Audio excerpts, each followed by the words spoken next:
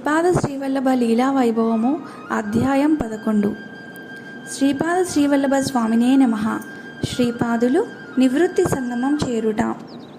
మేము కుతూహలంగా శ్రీ బాబా గారిని చేరి, స్వామి, శ్రీశైలంలో అదృశ్యమైన తదుపరి శ్రీపాద స్వామివారు కురోపురం వెంటనే చేరినారా, లేక నివృత్తి సంగమంలో కొంతకాలం ఉన్నారా, వివరంగా తెలపండి అని కోరగా శ్రీ బాబా గారు ఇట్లు ప్రారంభించిరి. శ్రీపాద స్వామివారు శ్రీశైలమందు అదృశ్యమై భీమా కృష్ణ నదుల సంగమ స్థానమైన నివృత్తి సంగమమును చేరుకొనిరి. అచ్చటనే సాయం సంధ్యావేళ స్నానాధికములు నిర్వర్తించి శ్రీ భీమేశ్వరలింగమును ప్రదోష వేళలో దర్శించి సేవించిరి. అచ్చటగల ఒక రాతిపైన కూర్చుండుటకు వారు సంకల్పించగానే వ్యాఘ్రాజినము ఆ చోట ప్రకటమై తన విధిని నిర్వహించింది.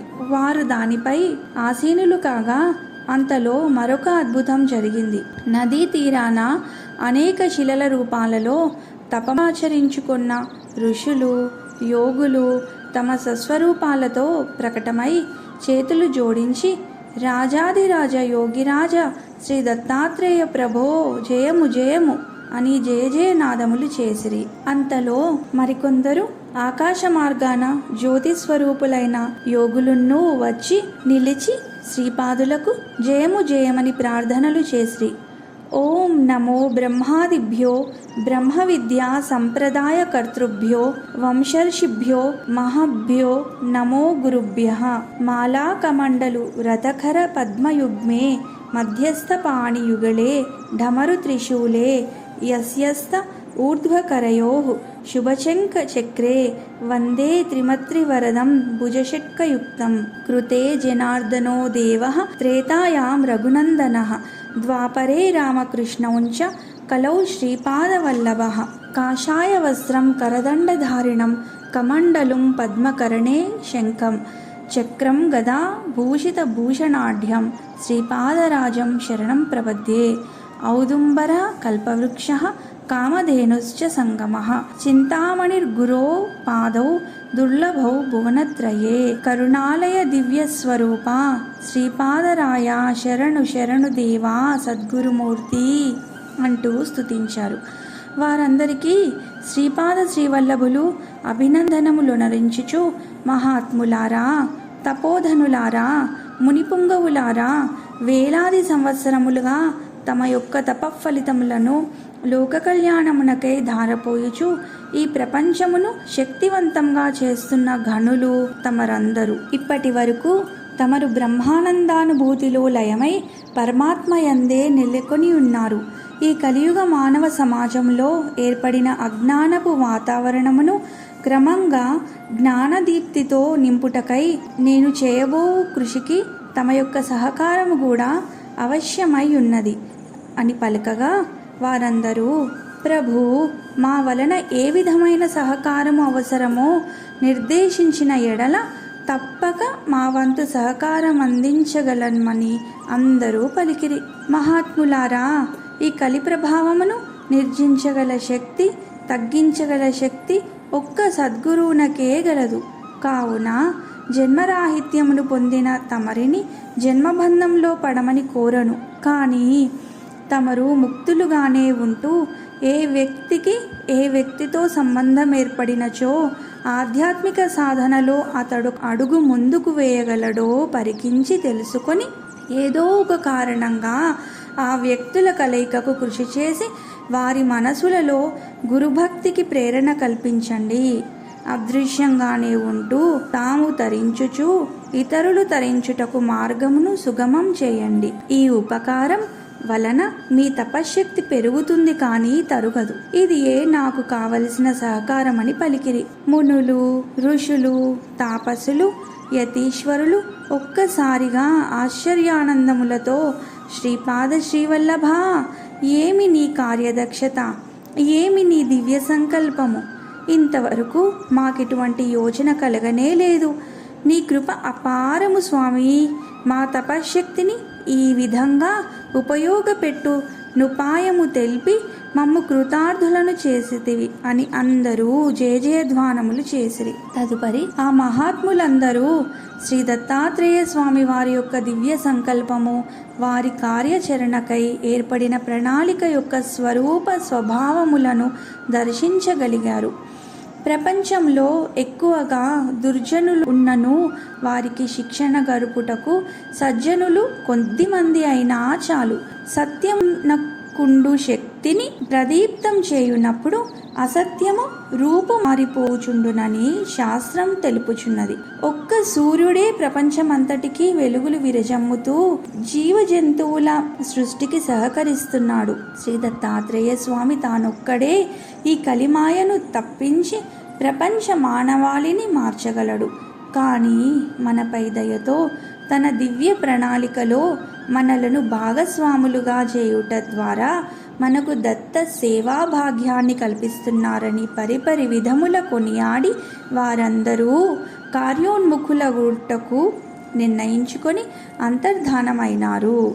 శ్రీ స్వామివారు ఆ రాత్రి అక్కడనే విశ్రమించి మరునాడు ఉదయమే తిరిగి స్నానానుష్ఠానములను తీర్చుకొని సమీపమందున్న కృష్ణా గ్రామమునకు చేరుకున్నారు. కృష్ణా నదీ తీరాన ఏర్పడి ఉన్నందున ఆ గ్రామము పేరు కృష్ణగా వెలిసింది. అనేక మంది బ్రాహ్మణ వంశముల వారు ఆ గ్రామంలో నివసిస్తూ నదీ స్నానములు అనుష్ఠానములు ఆచరించుటకు వీలుగా గృహములు ఏర్పరచుకొని ఉన్నారు. శ్రీ స్వామివారు ఒక బ్రాహ్మణ గృహము వాకిట నిలిచి హరహర మహాదేవ శంభో శంకర అనుచు శివనామోచ్చరణము గావించిరి. ఆ నాదములోని శ్రావ్యత గంభీరతలకు ఆనందము కలిగి లోపలనున్న గృహస్థుడు బయటకు వచ్చి చూడగా ఇంటి ముంగిట ముగ్ధ మోహనాకారుడు సుందర సుకుమార తేజో విలాసుడు దండ కమండలధారుడు జటాధరుడు అయిన ఈ బాలయోగీశ్వరుని దర్శించి కొంతసేపు నిశ్చేష్టుడై అట్లే నిలిచెను. ఇతడు బ్రహ్మ తేజస్సు, విష్ణు వర్చస్సు, శివుని తపోశక్తి అన్నీ కలబోసినట్లున్నాడు. ఏమని సంబోధించాలో తెలియక సాక్షాత్ తనను పరీక్షించుటకు శివుడే వచ్చినట్లు భావించుచు తేరుకొని, ఆర్య స్వాగతం, లోనికి దయచేయండి, మధ్యాహ్న వేళ భిక్షకై మా గృహమునకు వచ్చిన సాక్షాత్తు పరమేశ్వరులే తమరు అని ప్రార్థన చేయగా, శ్రీ స్వామి, ఆర్య నేను సాధారణ భిక్షకుడను మాత్రమే అనుచుండగా ఆ గృహ యజమాని ప్రవర చెప్పుకొని సాష్టాంగ ప్రణామమునాచరించి శ్రీ స్వామి వారిని చేపట్టి లోనికి తోడుకొని పోయి యథావిధి ఉచితాసనమిచ్చి అర్ఘ్యపాదములిచ్చి అర్చన చేసెను. తదుపరి ఇట్లు ప్రార్థించెను. మహాత్మా, సాధారణముగా మధ్యాహ్న సమయంలో అతిథి రూపంలో ఎవరు వచ్చినా వారు దత్తస్వరూపులని శాస్త్రవాక్యం. అందున తమరు యోగీశ్వరులు. నన్ను నా వంశమును తరింపచేయుటకై విచ్చేసిన పరమేశ్వరులో లేక దత్తాత్రేయులో నేను తెలుసుకోగలిగిన వాడను కాను. ఈ కించిత్తు సేవాభాగ్యము ప్రసాదించుట నా పూర్వజన్మ సుకృతమని స్తుతించి శ్రీ స్వామి వారికి విస్తరి వేసి సకల పదార్థములు వడ్డింపచేసి వారు భుజిస్తుంటే వీవనతో విసురుచూ సేవించెను. శ్రీ స్వామివారు ప్రసన్నులై అతనిపై అపార కృపను వర్షింపచేశారు. వారి కుటుంబం వారందరినీ అనుగ్రహంతో వీక్షించినారు. తదుపరి ఆ గృహస్థు శ్రీ స్వామి వారి పేరు అడిగి తెలుసుకున్నారు. శ్రీపాద శ్రీవల్లభులనగానే అతని సంతోషానికి మేరలేదు. వారి శ్రీపాదం తమ గృహం పావనం చేసినందునకు ఆ రోజు సాయంకాలమందు శ్రీ స్వామివారి అనుమతితో ఆ గృహస్థు తోటి బ్రాహ్మణులందరినీ తమ ఇంటికి ఆహ్వానించి సత్సంగ సమావేశం ఏర్పరచెను. అందరి వంక చూచి శ్రీ స్వామి వారితో ఆయన ఇట్లు పలికెను. స్వామి, మేమందరము వేద విధులను అభ్యసించి అందరికీ శుభకార్యములు నిర్యాణాంతర కార్యములు చేయించు పురోహితులము. కానీ ప్రత్యేకముగా మోక్ష సాధన కొరకు ఏ విధమైన కృషి చేయలేకున్నాము. అందరూ సంసార పోషణ కొరకు మాత్రమే కృషి చేయుచున్నాము. ఇటువంటి మాకు సులభమైన సాధనా మార్గం ఏదైనా తమ వంటి మహాత్ములే సూచించగలరని తమరిని ప్రార్థిస్తున్నామని విన్నవించెను. శ్రీ స్వామివారు క్షణకాలం కన్నులు మూసి తలపంకించుచు ఇట్లు ప్రారంభించిరి. ఆర్యులారా, వేద పండితులారా, పురుషార్థ సాధనలో మీకు తెలియనిదేమున్నది? ధర్మ, అర్థ, కామ్య, మోక్ష సాధనాది 4 పురుషుడు సాధించవలసినవే. తమరు నిత్యము చేయు పురోహిత వేద విధులనే వివేకముతో నిర్వర్తించినచో తమరికి వైరాగ్యమన్నది కరతలామలకమే.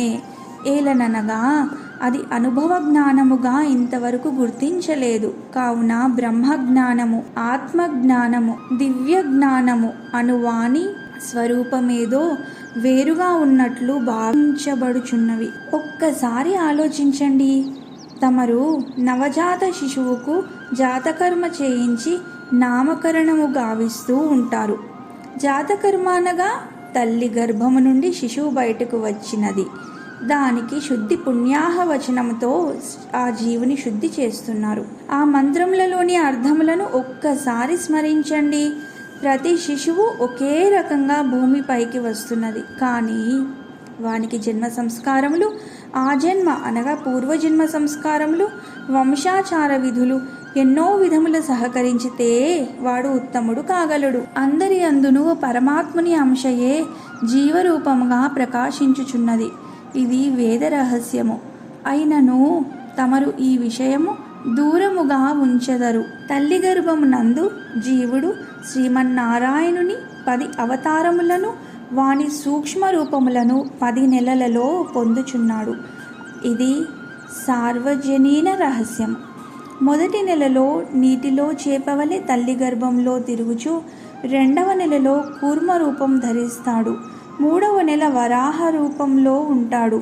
4వ నెలలో నరసింహ రూపంలో శిశువు తయారవుతాడు. 5వ మాసంలో కుబ్జ మానవ రూపుడనగా వామన రూపం ధరిస్తాడు. 6వ మాసంలో అనాగరిక మానవ అనగా పరశురామ రూపంలో ఉంటూ 7వ మాసంలో నాగరిక పురుష రూపం శ్రీరామ అనగా శ్రీరామలో శిశువు ముక్కు, కన్నులు, తీరు తేటగా తెలుస్తుంది. 8వ నెలలో పూర్ణ పురుష రూపం, 9వ నెలలో బుద్ధిస్వరూపుడై అనగా బుద్ధావతారం. తన పూర్వ కర్మలు, భవిష్యత్ కర్మలు అన్నీ తెలుస్తూ ఉంటాయి. భగవంతునికి చేతులు జోడించి ప్రార్థిస్తూ ఎన్నెన్నో జన్మలైనాయి, ఇక పైన జన్మ వద్దు తండ్రి అంటూ ప్రార్థిస్తాడు. 10వ నెలలో ధనుంజయ వాయువు యొక్క ఒత్తిడితో తల్లి గర్భం నుండి బయటపడుతూనే భూమి ఆకర్షణ శక్తికి లోనవుతాడు.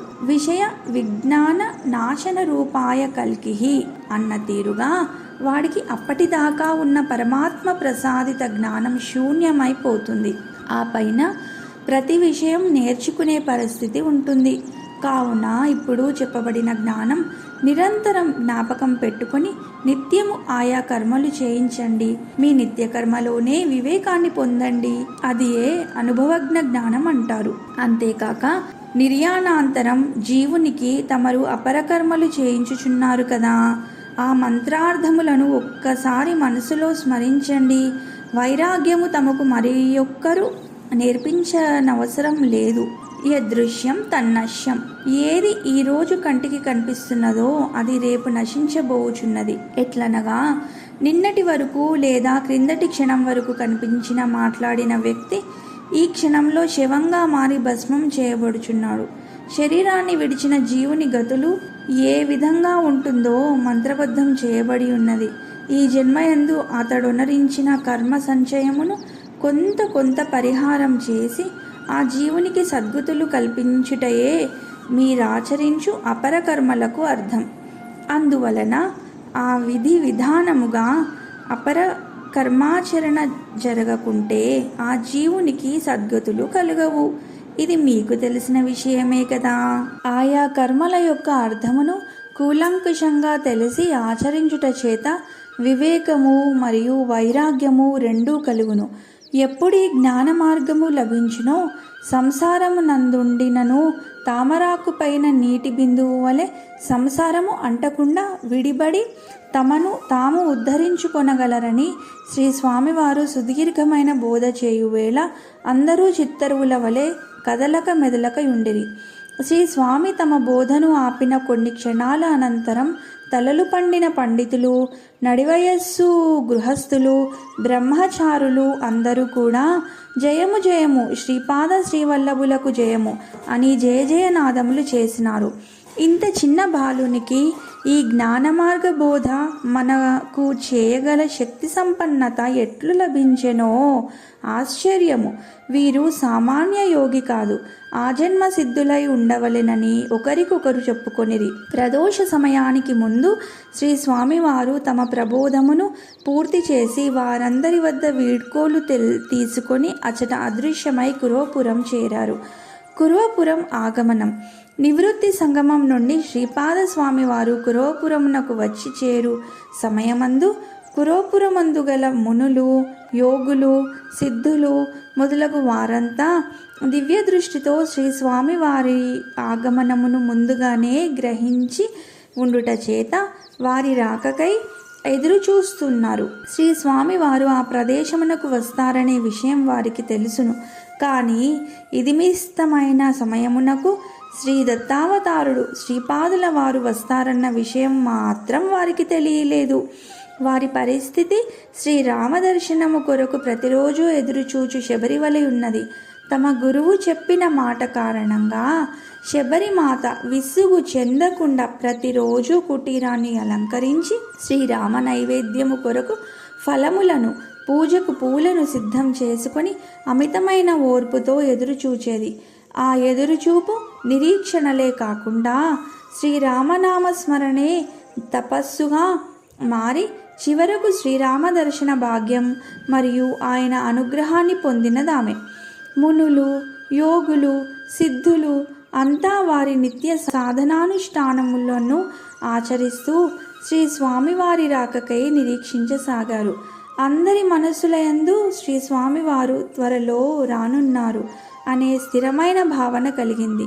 కానీ శ్రీపాదస్వామి వారి రాక దైవ రహస్యమగుట వలన కాల నిర్ణయం మాత్రం వారి దివ్య దృష్టి లేదా భవిష్యత్ దర్శనమునకు అందలేదు. మహాత్ములందరూ ఎంతో ఆతృతగా శ్రీపాదస్వామి వారి రాకకై ఎదురుచూడసాగారు.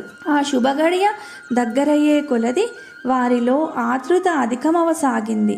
శ్రీ స్వామివారి రూపం వారి వారి మనోఫలకములందు గోచరించగా అంతటి అందమైన రూపాన్ని ప్రత్యక్షంగా దర్శించుట కొరకు వారంతా ఉవ్విళ్ళూరసాగారు.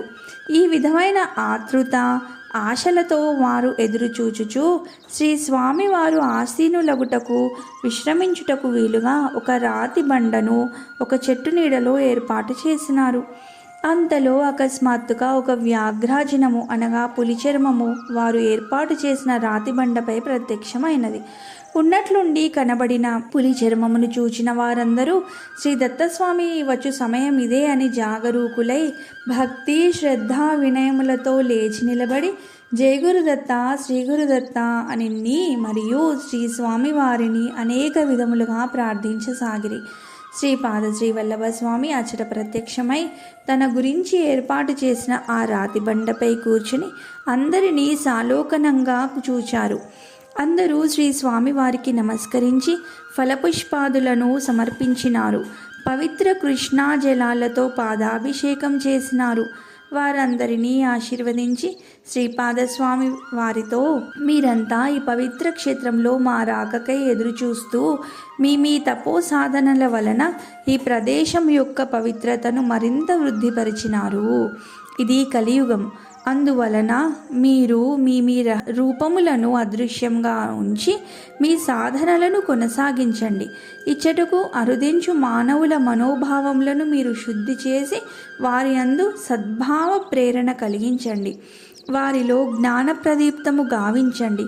లోక కళ్యాణ కార్యము ఈ విధముగా చేయండి అని వారితో చెప్పి వారు సమర్పించిన వాటి నుంచి 2 ఫలములు స్వీకరించి విశ్రమించినారు. ఆ మహాత్ములతో పాటు ఆ ఫలపుష్పాదులు సమస్తం అదృశ్యమైపోయాయి. మరుసటి రోజు ఉదయం శ్రీపాదుల వారు నదిపై నెమ్మదిగా అడుగులు వేయుచు యువతలి ఒడ్డునకు రాసాగిరి. అత్యంత ఆశ్చర్యకరంగా శ్రీ స్వామివారి పాదము మోపు ప్రదేశమునందు ఒక కమలము ఉద్భవించసాగింది. కృష్ణమ్మ తన అన్నగారి పాదములకు ఈ కమల సేవ అన్నట్లుగా వారి ప్రతి అడుగుకు ఒక్కొక్క కమలము ఉద్భవించుట మరియు వారు మరొక అడుగు వేసిన వెంటనే ముందు ఉద్భవించిన కమలము అదృశ్యమగుచుండగా శ్రీ స్వామి ఈవలి ఒడ్డుకు చేరుకున్నారు. అప్పటి వరకు శ్రీ స్వామివారి రాకకై ఎదురుచూచుచుండిన గణపతి ప్రత్యక్షమై శ్రీపాద స్వామివారిని ఆలింగనం చేసుకుని సంతోషముప్పొంగగా శ్రీ గణేశుల వారు ఇట్లనిరి: శ్రీపాద, నేను కైలాసంలో మిమ్ములను కలిసిన సమయంలో ఇచ్చుటకు చేరుమని కోరితిరి. ఆ ప్రకారమే మీరు ఇచ్చటికి చేరినారు. ఇది భూలోకంలోనే ఎంతో పవిత్రమైన సిద్ధక్షేత్రము. వేలాది సంవత్సరములుగా అనేకులు తమ తమ సాధనలోని లోపములను సరిచేసుకొనుటకు ఇచ్చటకు చేరి సాధనలను చేసి దివ్యత్వం పొంది వెళుతుంటారు. మీ రాకతో ఈ క్షేత్ర శక్తి ద్విగుణీకృతం అవుతుంది అని పలకగా శ్రీపాదుల వారు: మహాదేవా, జ్ఞానస్వరూప, మీ సంకల్పం లేనిదే ఏ కార్యము సఫలం కాదు. మీరు నాకు అండదండలుగా ఉంటే పరమేశ్వర సంకల్పము ప్రకారము మానవులను ధర్మం వైపు జాగృతి చేయగలము అని పలుకుగా అస్తు అస్తు అంటూ శ్రీ గణేశుల వారు అదృశ్యులైరి. శ్రీపాదుల వారు తమ నిత్యానుష్ఠానమునకై శ్రీ సహజ గణపతికి అభిముఖంగా తూర్పు వైపు తిరిగి అచటగల విశాలమైన బండ దగ్గర నిలిచిరి. శ్రీ స్వామివారు సహజ గణపతి స్వామివారితో ముచ్చటించిన తదుపరి తమ సూర్య నమస్కారములను నిత్యానుష్ఠానములను కొనసాగించుచుండగా అచటి నదీ తీరమున గల ప్రకృతి ఆనందంతో పరవశించినది. పక్షుల కిలకిలా రావములతో ఆ ప్రదేశం అంతా ప్రతిధ్వనించసాగింది. భూమాత పులకించి తనను ఉద్ధరించుటకు సాక్షాత్ దేవదేవుడు మరల భూమిపై అవతరించినందులకు వాతావరణం అంతా ఎంతో ఆహ్లాదకరంగా మారిపోయింది. సకల పక్షి జంతు సంచారముతో ఆ ప్రదేశమంతా కలకలలాడింది. నిత్యానుష్ఠానమును ముగించుకొని నది ఒడ్డుకు చేరి నిలబడి నలుదిశలు చూచుచూ ఏవో సైగలు చేసి ఆకాశం వంక ఒకసారి, భూమి వంక ఒకసారి చూచి చిరునవ్వుతో తల ఊపుతూ ముందుకు నడవసాగారు. దగ్గరలో గల రావి చెట్టును చూచిరి. శ్రీ స్వామి అచ్చటగల ప్రదేశమంతటను కలయజూచి కూర్చునుటకు అనువుగా ఒక బండను వీక్షించగా అది రావి చెట్టు నీడకు శ్రీ స్వామివారి సంకల్పమును అనుసరించి చేరింది. వారి మనోభావాన్ని అనుసరించి వ్యాఘ్రాజనము ఆ రాతి బండపైకి చేరగా వారు దానిపై ఆసీనులయ్యారు. అంతలో అచటగల విషనాగులు, క్రూరముఖములు, సాధన చేయు యోగులు, మహాత్ములు, ఋషులు, మునులు, సిద్ధులు శ్రీ స్వామివారి సన్నిధానమునకు చేరుకొనిరి. శ్రీపాదస్వామికి వారందరూ నమస్కరించి వారి ఆశీస్సులను పొంది అనుగ్రహ భాషణమునకై వేచియుండిరి. శ్రీ స్వామివారు ముందుగా అచటకు చేరిన క్రూరముఖములను, విషనాగులను చూచి వాటితో, మీరు నా దర్శనమునకు గుప్తముగా రావలసినది. మీరు ఈ విధముగా వచ్చిన ఎడల నా కార్యక్రమమునకు ఆటంకం కలుగుతుంది. అందువలన మీరు ఇచ్చటకు చేరువారలకు ఎటువంటి అసౌకర్యము కలిగించరాదు అని ఆజ్ఞనిచ్చిరి. అటులనే అచ్చటకు చేరిన మహాత్ములతో, మీరు మీ మీ సాధనలను కొనసాగించండి, మీకు సకల శుభములు చేకూరుతాయి, సద్గురుని అనుగ్రహం ఎల్లవేళలా ఉంటుంది అని అన్నారు. పంచదేవ పహాడ్ గ్రామమునకు పోయి భిక్ష చేసి మరల నదీ తీరమునకు వచ్చి కొలది సమయం రావి చెట్టు నీడను విశ్రమించి వెంటనే కురోపురమునకు చేరుకొనిరి. శ్రీపాదుల వారి లీలలు అనంతములు. వారి దర్శన భాగ్యమే ఒక లీల. శ్రీ స్వామి వారి దర్శనం మాత్రముననే కర్మధ్వంసము జరుగును. సహజ గణపతి వెలిసిన స్వయంభూ క్షేత్రం ఇది. శ్రీ మహాగణపతి సంకల్పానుసారం శ్రీపాదుల వారు తమ లీలలను జరిపించు ప్రదేశముగా ఈ పంచదేవ పహాడ్ గ్రామ శివారు ప్రాంతమును తమ నిలువుగా చేసుకుని అనేకమైన లీలలను జరుపుటకు, తద్వారా మానవులను ధర్మ మార్గమునందు నడిపించుటకు వారు సంకల్పించిరి అని శ్రీ విఠల్ బాబా గారు తెలిపి, శ్రీపాద శ్రీవల్లభ స్వామి వారు కార్తీక పౌర్ణిమ రాత్రికి నివృత్తి సంగమంలో ఉండి బహుళ పాడ్యమి నాడు శ్రీక్షేత్ర కురోపురం చేరినారు. బహుళ విధియ నాడు సహజ గణపతి నెలకొన్న ఈనాటి శ్రీక్షేత్ర శ్రీవల్లభాపురం పవిత్రమైన భూమిపైన అడుగుపెట్టినారని తెలుస్తున్నది. ఈ పుణ్యభూమిపై ఇప్పుడు కూడా అనేక మంది యోగులు అదృశ్యంగా తమ తపస్సులను కొనసాగిస్తూనే ఉన్నారు. అందువల్లనే ఈ క్షేత్రంలో ఎవరైనా అసభ్యంగా కానీ అధర్మంగా కానీ ప్రవర్తించితే వాళ్లకు ఆ మహాత్ములే శిక్షలు వేస్తారు. మనం వాళ్ళను తిరిగి ఏమీ తిట్టనక్కరలేదు.